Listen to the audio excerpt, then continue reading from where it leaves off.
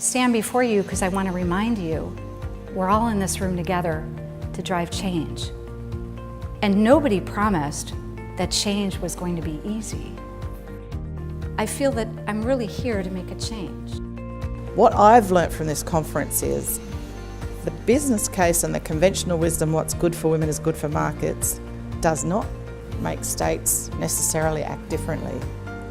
Why do economists not act on the data when they profess to act on the data? That's the interesting part for me. I feel like our assumptions about gender still trump evidence, logic and data. Women are working a lot, but they're not working only in paid work, but they're doing a lot of the unpaid work. And we at the OECD are increasingly seeing the key to more female labour force participation in a better sharing of unpaid work. And as long as women are the ones that have the bulk of the unpaid work, the cooking, cleaning, caring to do, it's impossible for them to work more hours. You have to have strong and visible leadership, and we're very fortunate that we do, because that sets the example for others to follow. Strong leadership that includes women as well as men, so that for women particularly, they can look upwards and say, well, where are the role models? Where are the people like me that I can aspire to do the roles that they're doing? We've seen many companies as well as countries want to get more specific. Our initial research already covered 192 areas and 4 indicators in 15 intervention areas. It's incredibly detailed. We also have 75 case studies to give managers and leaders and politicians ideas and confidence. Not only are there fewer female characters on screen, they're not being seen or heard.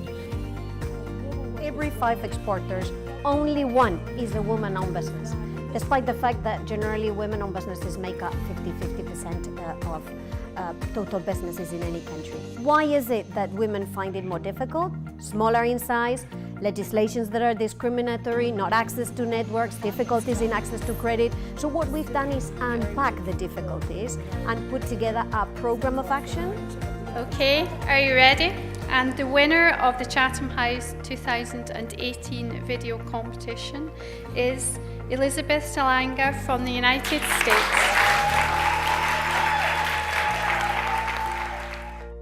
One thing we know about harassment is that it's less common in companies with more equitable leadership.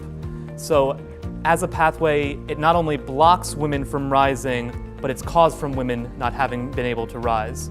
So it becomes this difficult circular problem that really is a major part of women's economic inclusion. We are working on a bill to fight street harassment because in Paris and in France, in all France, this is quite a phenomenon. With Me Too, women have spoken about sexual violences, and in France we have that problem, that issue of street harassment. For 10 young women, 8 are saying they are afraid to go alone on the street at night.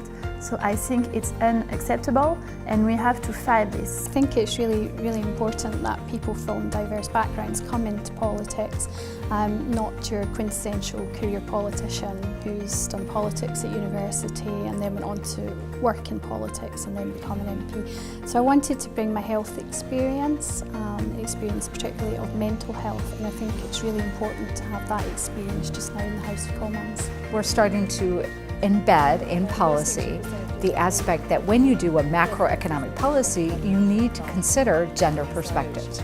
That's something that was 5 years ago never on the agenda and actually never even considered. That world has changed, huge progress. When you look at actual action steps though, coming off of 2014 out of Brisbane, do you really see concrete actions out of it? There I think we've got more work to do. And so acknowledge the progress, but acknowledge that we've got a lot more ahead in terms of really bringing gender parity to life.